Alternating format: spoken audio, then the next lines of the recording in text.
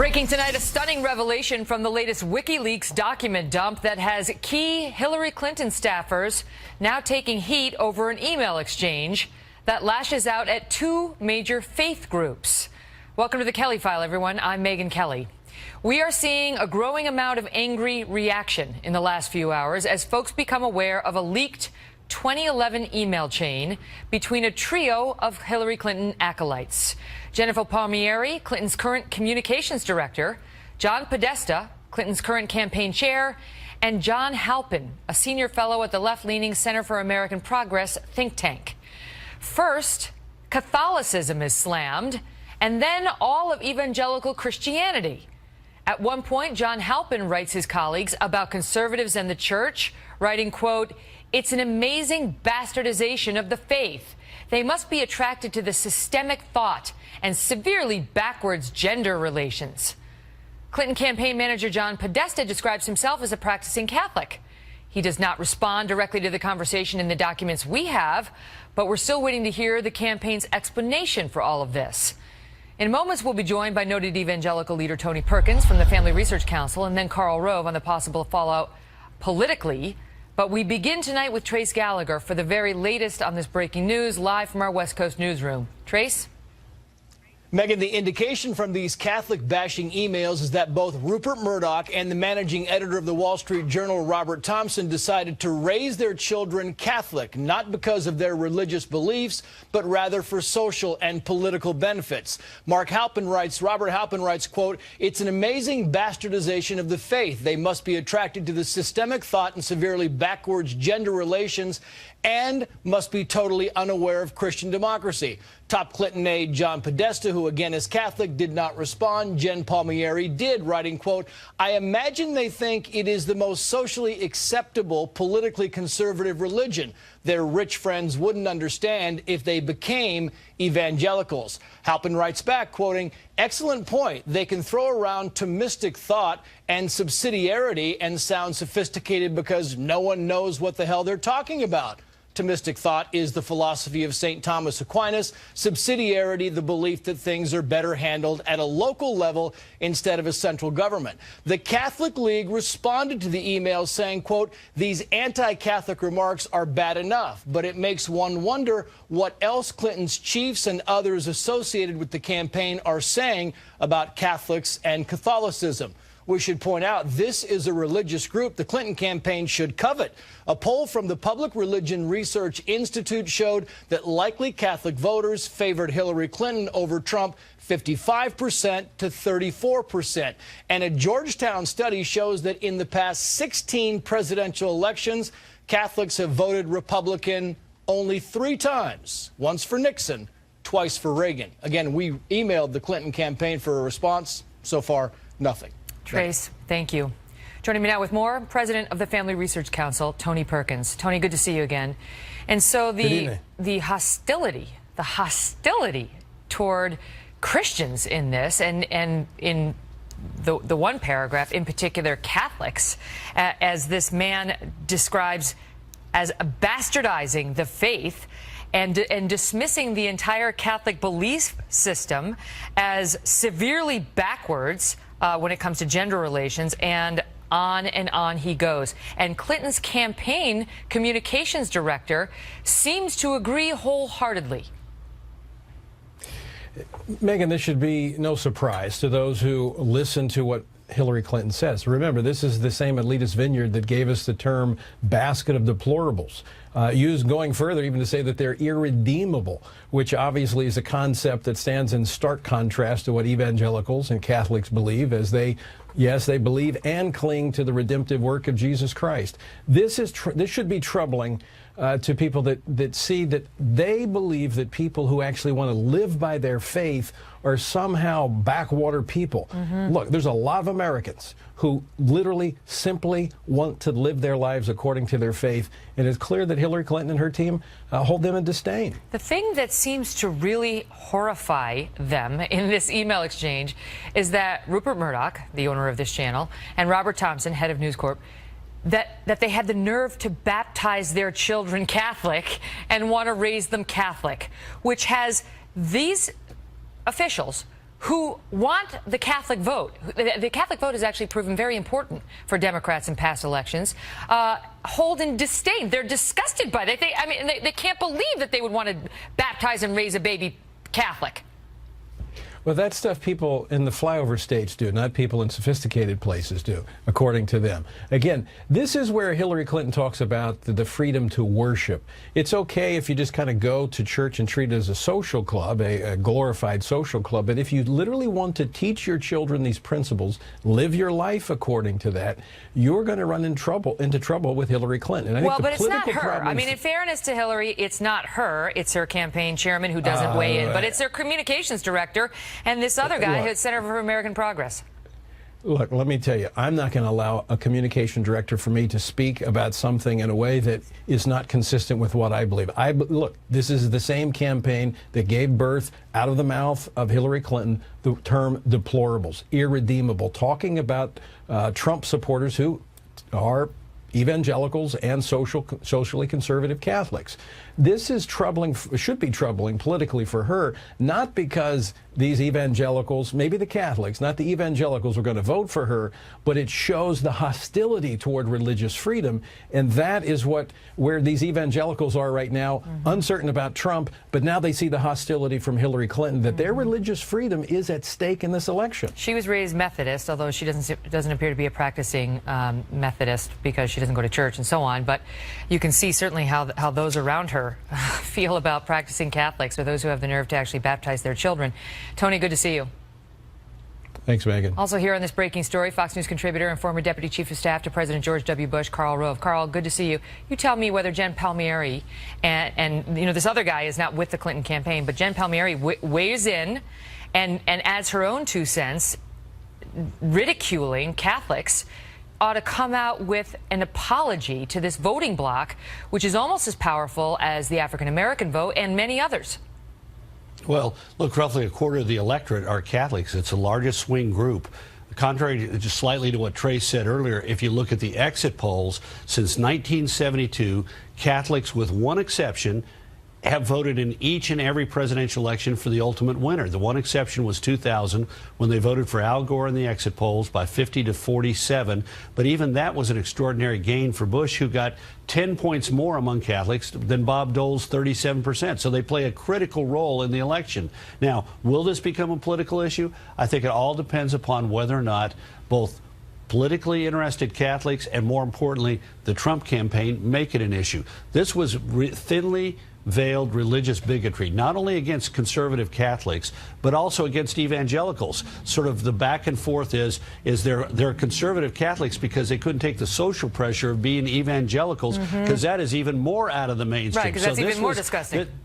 Yeah, so the question is rather than talking about Paul Ryan tomorrow, who is incidentally a Catholic, what about tomorrow if Donald Trump stands up and takes a whack at these comments and calls upon the campaign and the campaign officials in question to both repudiate them and apologize? I mean, this is the only way it's going to become an issue. In 2000, we had a very active Catholic organization that could have spread this word and made it an issue in every critical battleground state. I don't sense that that's the case in the Trump campaign this year around. It'll take him to make it an issue. This woman, Jen Palmieri, she's high up in the Clinton campaign. This is not some minion. One of her key lieutenants. And you tell me what the Clinton team would be doing to the Trump team if Kellyanne Conway or any of the inner circle came out and said something this disdainful of an entire voting bloc, whether it was, you know, put the shoe on the other foot, right? If they said something about gays, or if they put something that a voting bloc that they consider in their column, they'd be going nuts on it, and they'd be demanding an apology. Exactly. Well, look, and they mock the deep-held beliefs. They mock the idea that two conservative Catholics would have their children baptized in the same river where John the Baptist baptized Jesus. I mean, this is really amazing that they would mock them for, I mean, what Christians would consider it wouldn't consider it a blessing to be able to afford to baptize their children in the Jordan River. I mean, this is so insensitive. I'm going to say that it's insensitive, but it really strikes me that it borders on bigotry, religious bigotry. But the question is, the question you started with is it going to be a political issue? It depends upon whether or not Donald Trump intends to make it a political issue. Well, remember this, Carl. That means Remember he has to talk about it. in the 2008 election when Barack Obama was running, this became an issue for the Democrats then because he was caught on tape referring to those who are religious as bitter clingers. It's the bitter clingers side that became so infamous. I think we have it. Listen. And they feel so betrayed by government. So it's not surprising then that they get bitter and they claim to downs or religion or antipathy towards people who aren't like them. So, and that was not helpful. That was not particularly helpful to Barack Obama's campaign. Right. Not at all. Not at all. But look, do you think the media, without some prodding, without somebody making it an issue, that most of the media is going to pay attention to this? Most of the media is secular. Most of the media doesn't claim to understand or care to understand the deeply held beliefs of people of faith. And so we can't count on NBC and ABC and CBS, the producers and the news directors saying, oh, this is a story worth covering. No. It's going to have to be made an issue by Donald Trump and his allies stepping forward and saying this is unacceptable, and Hillary Clinton ought to repudiate it. She's and been Jen out Palmieri there. Hillary has been out there condemning Donald Trump's comments about Muslims, calling for religious tolerance, saying that she's been an advocate her whole life for religious freedom. And now the question is, what is she going to do? And what is her communications director going to do when she is caught having this kind of an exchange about this many millions of Americans who have deeply held, honest, sincere beliefs that she's in no position to judge? Carl, we'll wait to see. What about some religious respect in addition to tolerance? So what about some respect for the beliefs of people? Great to see you. Well, we're waiting for comments.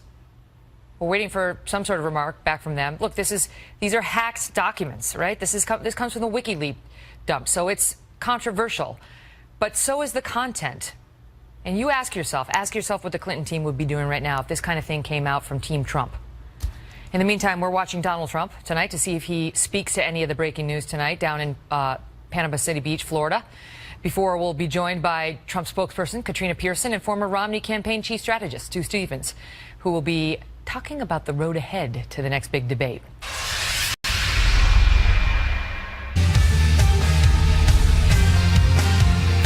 Breaking tonight, 28 days now from the election. 28 days. In a new poll showing how Americans reacted to the second presidential debate. The Wall Street Journal survey was conducted one day after the release of a leaked video showing Mr. Trump making stunning remarks about women on a bus. And it showed Donald Trump going into the Sunday debate trailing Hillary Clinton by 11 points. Then on Monday, after the debate, they polled again, and Mr. Trump had improved by 2 points, suggesting the worst of the damage from that tape may have been accounted for. Tonight, Mr. Trump is in Florida, expected to hit the Clinton camp on the latest WikiLeaks revelations. In moments, we'll be joined by Stu Stevens, former chief strategist for Mitt Romney's 2012 presidential campaign. But we begin tonight with Katrina Pierson, Trump campaign national spokesperson. Katrina, good to see you. Can I just get your reaction to that story about the Catholic bashing? You know, this is not something that, is news to us. We've known Miss Clinton has had issues with many Americans, and Mr. Trump even said it at the debate, Megyn. He said she has hatred in her heart. And yes, these are her staffers, but this is a direct reflection of her. We've seen it in the way that she's addressed many other Americans here recently. All right, but let me ask you whether you think it makes any difference at this point, because we're 28 days out. Trump went up 2 points from the debate, but there is still a 9-point gap between the two of them. And, at this point in the 2012 election, we're going to talk to Romney's guy, Stu Stewart's, in a moment. Romney was up by 1, and he still lost handily. Trump's down by 9.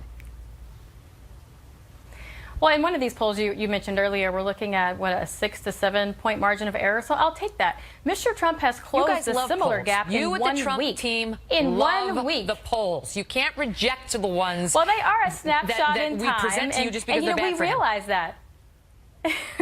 Well, no, they are a snapshot in time. We realize that. But as I just said, Mr. Trump has been able to close large gaps within 1 week, and that's exactly what's going to happen. This isn't going to be like a 2012. We have a candidate that's willing to fight for it. Not like the 2012 campaign. Mr. Trump is going to come out swinging, which is exactly what he's done today. We have a fantastic new ad that's out. What is he doing to add to his support base, which we understand is with him? Well, he's talking about his vision. He is actually prosecuting the case against Hillary Clinton. You saw that at the debate as well. And that's why so many people in your Frank Luntz's group that you had, the focus group, said that Mr. Trump won that debate and won some people over.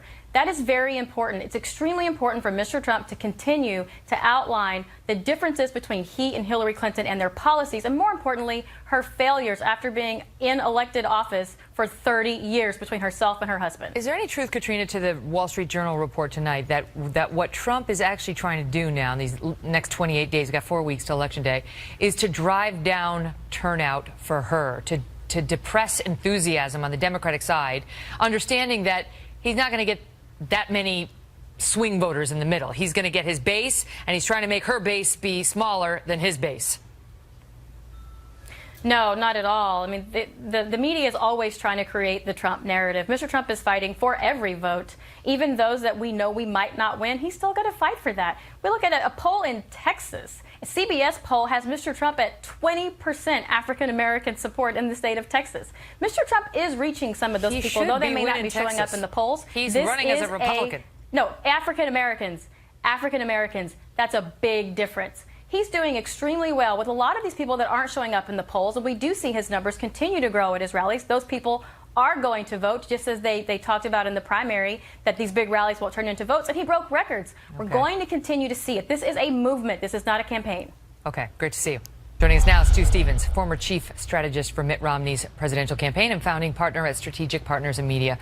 Stu, let me just start with you before we get to that ad where I left off with Katrina on where Romney was this time 4 years ago, and just how bad you think the 9-point gulf is. Well, it's bad. The more telling thing, I think, is that the two groups that Trump needs to get back into this race is Republicans.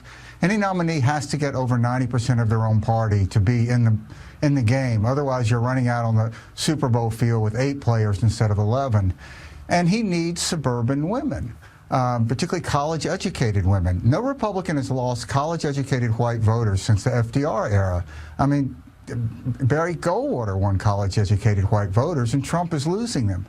So to get into the game, he needs as many Republicans as he can get, and he needs as many well-educated women, suburban women in particular, in places like Philadelphia. And what's he doing? He's today attacking Republicans, and this attack on Hillary Clinton, I think, just turns off a lot of women that he needs to get to vote for him. Just so the viewers know what we're talking about, he went on a tweet storm this morning. I heard just a couple examples. It's so nice that the shackles have been taken off me and I can now fight for America the way I want to. And then he takes aim at Republicans, saying disloyal Republicans, ours, are far more difficult than crooked Hillary. They come at you from all sides. They don't know how to win. I will teach them. And that's just a couple there that he went on from there, Stu. Yeah, it's a curious strategy for bringing a party together, which party unity is an essential element of winning in our two-party system. I get that Donald Trump doesn't like everybody in the Republican Party and vice versa, but it's up to him as the head of the ticket to try to bring people together instead of being divisive. So what do you think? I mean, give us your take on the last debate. You know, which he says all the polls say that he won, which is not true. But right. You know, some people do definitely believe Trump won that debate, and he certainly did much better in the eyes of many than at the first debate. You have a different take. Yeah, I thought Trump spoke to his base too much in that debate. I mean, really. A debate is an opportunity to reach voters in a way that you can't reach them through any other means, and voters who you need to get to join you. It's not just to pump up your own voters. So if you look at it, what he really needed were female voters, particularly these better educated women. I just think it was sort of a disaster for him in that regard. Everything from his manner to that sort of strange half apology at the beginning, to this stunt of bringing out the Bill Clinton accusers. I just think the idea of trying to attack a woman for infidelities of her husband, I just think rubs a lot of people, well, you know, they say it's for her role. Way. It's for her role. It's sort of the offender and then the cleanup crew. I'm glad I don't have to try to spin that. I just don't think it's something that. The difference between that is so fine, and I get it, but I don't think the total impression is that he's really blaming her for Bill Clinton. Final question. Can he turn it around? Any chance? I mean, what are the odds that he can turn this around? Well, you know, politics is always about probability, and probability is based on what has happened. Can he turn it around? Sure, of course. Is Hillary Clinton the better bet? Yes. Mm-hmm. He turned it around after the Democratic National Convention. They were running neck and neck, and then came Alicia Machado and some other incidents that have now been well publicized. Stuart, great to see you. Good to see you. And in just 9 days, for the first time ever, a Fox News anchor will be moderating a general election presidential debate, and we are very proud of our own Chris Wallace. Widely regarded as one of the best questioners in the business, he will moderate the all-important final debate between Trump and Clinton. This make-or-break event, less than 3 weeks before the historic election of 2016, will be held, where else? In Vegas, baby, October 19th. And the best place to watch the Fox-moderated debate is right here on the Fox News channel. And then stay tuned for the Kelly File, live at 11 p.m. with complete wrap-up and analysis of the night's biggest moments. Don't miss it. Also tonight, several media outlets starting to question the stories of the women accusing Bill Clinton of sexual assault and accusing Hillary Clinton of helping with the cover-up and the aftermath. Judge Andrew Napolitano is here to review the record. Plus, leaked emails are raising questions about whether CNN contributor Donna Brazile sent the Clinton team inside information ahead of the questions at a candidate town hall. Howie Kurtz just got off the phone with Brazile. He's now here, and he will tell us what the now head of the DNC had to say. Plus, we'll have reaction from Dana Lash and Richard Fowler on a busy night. Don't go away.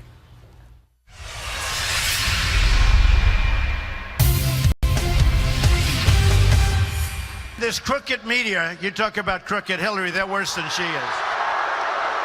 They are so dishonest. Without the media, Hillary Clinton couldn't be elected dog catcher. I mean that. True. From the start of his campaign, right up until last night, Donald Trump has consistently accused the media of working against him. Now, WikiLeaks has uncovered a number of emails that suggest perhaps there may have been some coordination between some well-known folks on TV and some high-ranking members of the Clinton campaign. We asked Howie Kurtz to investigate that charge. He's the host of Media Buzz on the Fox News channel. Howie, what'd you find? Hi, Megan. Well, the latest batch of hacked emails disclosed by WikiLeaks is causing headaches not just for candidates, but for journalists and commentators. Donna Brazile, the acting Democratic Party chair, is in hot water tonight over an incident last March when she was a CNN contributor. Brazile was the DNC's vice chair while working at CNN, but has temporarily suspended her network contract for now. The day before a CNN town hall with Hillary Clinton and Bernie Sanders, Brazile wrote the Clinton campaign, "From time to time, I get the questions in advance. Here's one that worries me about HRC." It involved the death penalty, with Brazile citing these statistics. 156 people have been on death row and later set free. Since 1976, 1,414 people have been executed in the U.S. And this was the town hall question. Since 1976, we've executed 1,414 people in this country. Since 1973, 156 who were convicted have been exonerated from the death row. A CNN spokesman told us no contributors get questions beforehand, and Donna Brazile told me moments ago she's not sure about the reference in her email, but that, quote, contributors, even analysts, get nowhere near that process. I wasn't involved. I'm never involved. I find it flabbergasting. It's ridiculous. So what's described in an illegally hacked email can sometimes be more ambiguous in real life, especially when a cable commentator doubles as a top party official. It's not unusual for partisan commentators to check in with campaigns, but any sharing of questions before an event would be a journalistic breach. The WikiLeaks dump also includes John Harwood, CNBC's Washington bureau chief, who drew plenty of negative reviews last year for the way he treated Donald Trump as a debate moderator. Let's be honest. Is this a comic book version of a presidential campaign? I talked to economic advisors who have served presidents of both parties. They said that you have as much chance of cutting taxes that much without increasing the deficit as you would of flying away from that podium by flapping your arms. Now we learn that weeks after that debate, Harwood chastised the Republicans in an email to Hillary Clinton's campaign manager, John Podesta. Quote, I imagine that Obama feels some sad vindication at this demonstration of his years-long point about the opposition party veering off the rails. I certainly am feeling that way with respect to how I questioned Trump at our debate. And in a message to Podesta after the Clinton email scandal broke, Harwood included a tweet he had posted: set aside process. If there's any specific, plausible suggestion of nefarious email Hillary Clinton was trying to hide, I haven't heard it. But Harwood and reporters like him attempt to build relationships with campaign officials to get scoops and interviews. And Harwood did try to book Podesta for CNBC. Megan? Howie, thank you. Joining us now with more, Dana Lash, host of Dana on the Blaze TV, and Richard Fowler, a Fox News contributor now, yay, and nationally syndicated radio talk show host. Great to have you both. Good to be here, Megan. Let's talk about this. Now, the thing with Brazil, I mean, I'll tell you this, as a debate moderator myself, I cannot imagine anyone at CNN ever leaking a question to anyone. I mean, it would be the height of unethical. I can't imagine it. And yet the question, as asked, and what was in that email, Dana, was almost verbatim. It's a remarkable coincidence, isn't it, Megan? The thing is I'm with you. I mean, I can't imagine someone leaking it, but at the same time, it's Occam's razor. You can't sit here and deny the obvious. The question was almost identical to the one that was asked at the town hall, and it's not beyond the realm of possibility to think that perhaps maybe Donna Brazile was able to obtain this question in advance. And then, of course, I mean, she's the head of the party. She's going to pass that off to the party's nominee, Hillary Clinton. But she was a Democrat. She wasn't the head of the party then, but she was a Democrat. No, but, not Richard, then, but she did become it. Just for kicks, I Googled the language, and it does pull up the Equal Justice Initiative, which has almost exactly the same language, saying, since 1973, 156 people have been released from death row after evidence of their innocence was uncovered. So this may be boilerplate language that, death penalty opponents have on their websites. We don't have proof to show collusion. We don't, Megan, and let me tell you, let me be very frank on this one. I know Donna Brazile very, very, very well, and there's no strict estimation that Donna would ever do anything like this, which is the reason why the party chose her to be the interim chair after the leak with Debbie Wasserman Schultz. So I dismiss this on face, just based on the reputation that Donna Brazile has to both me and many people watching tonight. But additionally, to a larger perspective, right? So there's this argument constantly pushed by the Trump campaign that we saw on the bump into this segment of the media being so crooked and being so awful and being so tainted. But if you look at the numbers, Megan, Donald Trump has got more earned media than any candidate in recent history. But he wants it to be favorable. He wants it to be favorable coverage. But here's the thing. Any press is good press, is what you learn in journalism school, right? And number two, and I think the most important point, is if the liberal media had so much power, why is it that Republicans still have control of the Congress, they still have control of the Senate? If the media, quote unquote, hated George Bush, but he won in 2000, he won in 2004. Go ahead, Dana. Respond to that. Yeah. Well, of course, we don't have the White House, unfortunately, and I think we've been fighting in spite of media bias. That's your fault, Dana, not ours. There is. No, it's not actually, Go ahead, in fact. Come on, Richard. No, there's absolute media bias in network media. You know that as well as I do.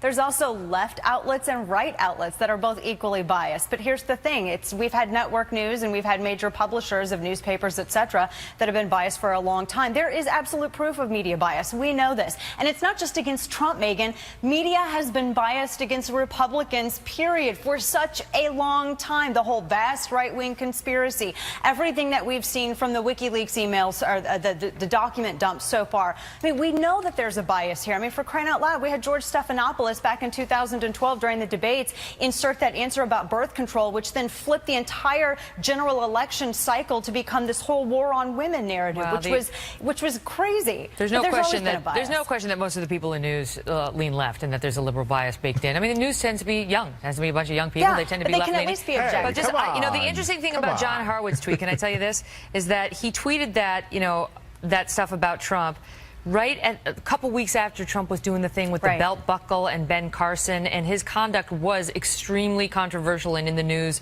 in Republican circles and Democrat circles. Yeah. And you just never know. I mean, you don't know whether he's got the same kind of emails to Marco Rubio's campaign, to Ted Cruz's campaign. We only have a snippet of the perspective here. So in defense of my fellow journalists, great to see you both. Good to see you, Megan. Well, with a growing number of media outlets now digging into the stories from Bill Clinton's accusers, who you may have recognized at the presidential debate, we asked Judge Napolitano to help us review the record and separate fact from fiction. He's next. Plus, with a number of news outlets still challenging the Trump team about his 2005 remarks on women, Dr. Ben Carson joins us with his message for the media. From the world headquarters of Fox News, it's The Kelly File with Megyn Kelly. Well, a growing number of media outlets are now starting to question the stories of the women who are accusing Bill Clinton of sexual assault and accusing Hillary Clinton of helping to cover it up. We decided to take our own look at the record, and Judge Andrew Napolitano is here to help us with that in a moment. But first, Trace Gallagher lays out the case. Trace? Megyn, Paula Jones was an Arkansas state employee in 1991. At the Excelsior Hotel in Little Rock, she claims that Bill Clinton then dropped his pants and asked for sex. After years of legal battles, a judge dismissed the case, ruling the allegations, even if true, would not constitute sexual harassment. Clinton agreed to settle the case for $850,000, but Jones' allegations did lead to the discovery of the Monica Lewinsky affair. Then there's Kathleen Willey, a White House aide who claims in 1993 the president put her hand on his genitals. But Willey didn't come forward until 5 years later when she was subpoenaed in the Paula Jones case. And a friend gave sworn testimony that Willey asked her to lie about the incident. An independent prosecutor said there was insufficient evidence to go forward. Juanita Broderick was initially known as Jane Doe 5 in the Paula Jones case. She gave a sworn affidavit saying she was raped in 1978 by Bill Clinton, but then she appeared to deny the allegation before later changing her story, saying she was raped. In 1975, Hillary Clinton defended a man accused of raping 12-year-old Kathy Shelton. As part of her defense, Clinton accused the 12-year-old of being emotionally unstable, fantasizing about older men, and making prior false accusations. It wasn't until 2007 that Kathy Shelton even knew Hillary Clinton was involved in the case. And at the time, she had no hard feelings. But in 2014, an audio of Clinton discussing the case and laughing about it went public. Clinton claimed she wasn't laughing about the case, but about the absurdity of the system. Now Kathy Shelton claims that Hillary Clinton put her through hell because of a psychological exam. But the Washington Post says, yes, Hillary Clinton requested the exam, but a judge denied that request. Shelton to this day maintains that she was examined. Her attacker served less than 1 year in jail. Megyn. Trace, thank you. Joining me now, Fox News senior judicial analyst and New York Times best-selling author, hello, Judge Andrew Napolitano. Judge, great to see you. Good to be with you. What's the name of the book? Well, I had a couple that were bestsellers. I think the one they're talking about is called Suicide Pact. Okay, good. Just want to give you a little promo. Thank you. So how do you, there's three that we're talking about here who are accusing him directly. One who is a rape victim whose attacker Hillary defended. The three that are accusing him directly are cases that were never proved or were alleged many, many years after the series of events. The only case in which Bill Clinton paid out any money was after the case was dismissed because they feared it would be reinstated and he'd have to go through, he was sitting president at the time, more testimony The Paula in a Jones trial. settlement to me sounds like a nuisance value settlement. He paid her $850,000. And the vast majority was legal fees. Correct. Only $200 went to her. Correct. And none of it was his money. It was all raised. That's what you do to get rid of these matters when you're somebody like the president of the United States. And I must. So we don't know whether these are true. We don't know that they're not true.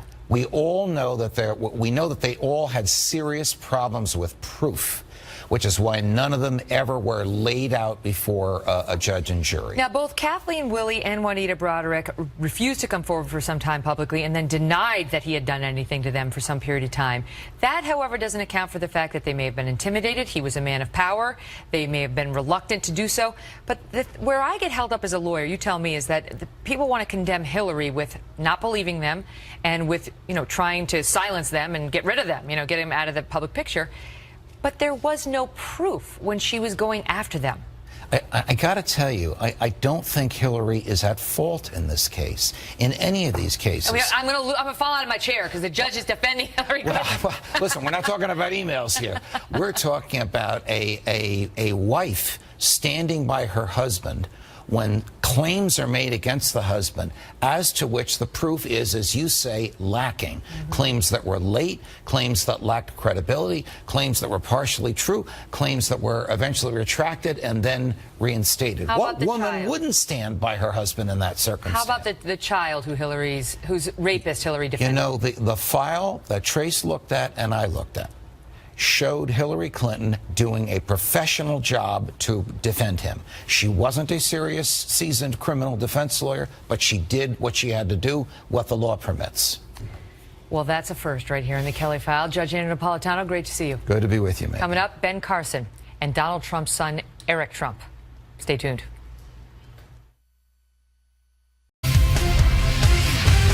It's been just 4 days since those now infamous remarks surfaced. And Eric Trump, the son of Donald Trump, is offering a new defense for his father, telling a Colorado newspaper, quote, "I think sometimes when guys are together, they get carried away. And sometimes that's what happens when alpha personalities are in the same presence." He went on to say it's not right. It's not the person that he is. Joining me now, Dr. Ben Carson, Trump supporter and former presidential candidate. Dr. Carson, good to see you. You know, you also said this is wrong, but also said it's locker room talk and that kind of banter goes on all the time. You tell me, listen, I think there's a real argument to be made that dismissing that kind of talk as just locker room talk and regular banter between alpha males is a very damaging message to be sending to our children, our sons and our daughters today, that dismissive tone and nature. Do you disagree with me? Well, it's not dismissing it. That's not what I'm doing. It is horrible. There's no excuse for it, and it's not acceptable. Here's the issue. The issue is our country is in a tremendous amount of trouble, and we're only a month away from the election. That's true, and but the point on the other side is that if you have a candidate who doesn't respect half of the country, women, that's also an issue. Listen to what I'm saying, because this is critical. The country can move in one of two different directions. The Democrats are going in one direction. The Republicans are going in another direction. Look at their platforms. This is huge, but I don't think the average person recognizes the vast difference between the two directions because they're focusing on this kind of thing. It doesn't mean that it's not important. That's subterfuge when everybody comes along and says, this is the most important thing and you can't forget. No, of course it's important, but when you're about to go off the cliff, you've got to take measures to make sure you don't go off the cliff, and then you deal with the other things. Do you think Trump was right to go after the Republican Party today? He had just managed, he was down at, I think, 74% of the party was with him after that video. Then he got it up to 89 after the debate, and then he attacks the Republican Party, who he needs to win. Well, you know, it's well known that the Republican Party always finds a way to snatch defeat out of the jaws of victory. Hopefully we can avoid it this time. We don't need the infighting. You'll notice that the Democrats disagree too, but they march lockstep. And it's so important. I wish the Republicans could learn that lesson. It's so critical because they got to look at the future. They have 28 days to do so. Dr. Carson, always a pleasure. Thanks for being here. Okay, you too, Megan. We'll be right back. From Catholics tonight. I, too, was raised Catholic and am Catholic, and I talk about my faith in my new book, Settle for More, out November 15th. You can pre-order it now, barnesandnoble.com, amazon.com. Lots of behind-the-scenes stuff about TV news and Fox in general. Check it out. Are evangelicals and socially conservative Catholics. This is troubling, should be troubling politically for her, not because these evangelicals, maybe the Catholics, not the evangelicals, are going to vote for her, but it shows the hostility toward religious freedom, and that is where these evangelicals are right now, uncertain about Trump, but now they see the hostility from Hillary Clinton, that their religious freedom is at stake in this election. She was raised Methodist, although she doesn't appear to be a practicing Methodist because she doesn't go to church and so on, but you can see certainly how those around her feel about practicing Catholics, or those who have the nerve to actually baptize their children. Tony, good to see you. Thanks, Megan. Also here on this breaking story, Fox News contributor and former Deputy Chief of Staff to President George W. Bush, Karl Rove. Karl, good to see you. You tell me whether Jen Palmieri and you know, this other guy is not with the Clinton campaign, but Jen Palmieri weighs in and adds her own 2 cents, ridiculing Catholics, ought to come out with an apology to this voting bloc, which is almost as powerful as the African-American vote and many others. Well, look, roughly a quarter of the electorate are Catholics. It's the largest swing group. Contrary to, just slightly to what Trey said earlier, if you look at the exit polls, since 1972, Catholics, with one exception, have voted in each and every presidential election for the ultimate winner. The one exception was 2000, when they voted for Al Gore in the exit polls by 50 to 47. But even that was an extraordinary gain for Bush, who got... Megan, the indication from these Catholic-bashing emails is that both Rupert Murdoch and the managing editor of the Wall Street Journal, Robert Thompson, decided to raise their children Catholic, not because of their religious beliefs, but rather for social and political benefits. Robert Halpin writes, quote, "It's an amazing bastardization of the faith. They must be attracted to the systemic thought and severely backwards gender relations and must be totally unaware of Christian democracy." Top Clinton aide John Podesta, who again is Catholic, did not respond. Jen Palmieri did, writing, quote, "I imagine they think it is the most socially acceptable, politically conservative religion.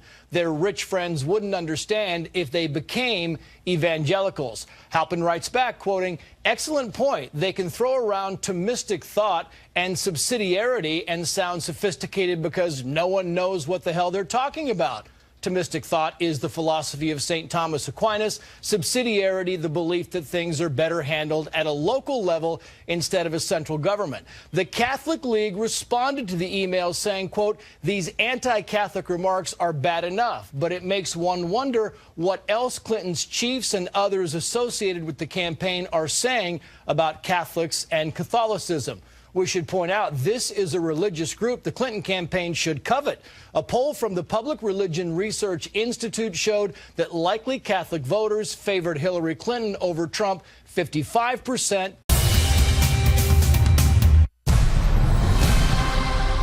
Breaking tonight, a stunning revelation from the latest WikiLeaks document dump that has key Hillary Clinton staffers now taking heat over an email exchange that lashes out at two major faith groups. Welcome to the Kelly File, everyone. I'm Megyn Kelly. We are seeing a growing amount of angry reaction in the last few hours as folks become aware of a leaked 2011 email chain between a trio of Hillary Clinton acolytes. Jennifer Palmieri, Clinton's current communications director, John Podesta, Clinton's current campaign chair, and John Halpin, a senior fellow at the left-leaning Center for American Progress think tank. First, Catholicism is slammed, and then all of evangelical Christianity. At one point, John Halpin writes his colleagues about conservatives and the church, writing, quote, "It's an amazing bastardization of the faith. They must be attracted to the systemic thought and severely backwards gender relations." Clinton campaign manager John Podesta describes himself as a practicing Catholic. He does not respond directly to the conversation in the documents we have, but we're still waiting to hear the campaign's explanation for all of this. In moments, we'll be joined by noted evangelical leader Tony Perkins from the Family Research Council and then Karl Rove on the possible fallout politically. But we begin tonight with Trace Gallagher for the very latest on this breaking news, live from our West Coast newsroom. Trace? To 34%. And a Georgetown study shows that in the past 16 presidential elections, Catholics have voted Republican only 3 times, once for Nixon, twice for Reagan. Again, we emailed the Clinton campaign for a response. So far, nothing. Trace, thank you. Joining me now with more, President of the Family Research Council, Tony Perkins. Tony, good to see you again.